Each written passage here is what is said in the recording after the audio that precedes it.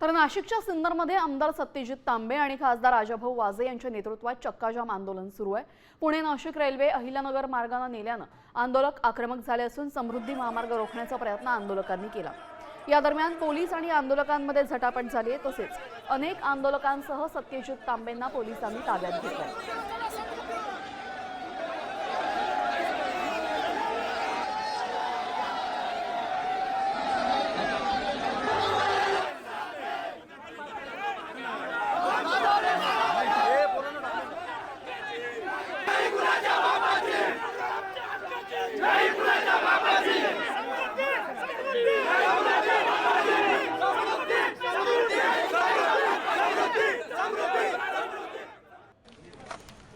साम TV मला बघायला आवडतो, कारण त्यावर दाखवल्या जाणाऱ्या बातम्या रिलेट करतात।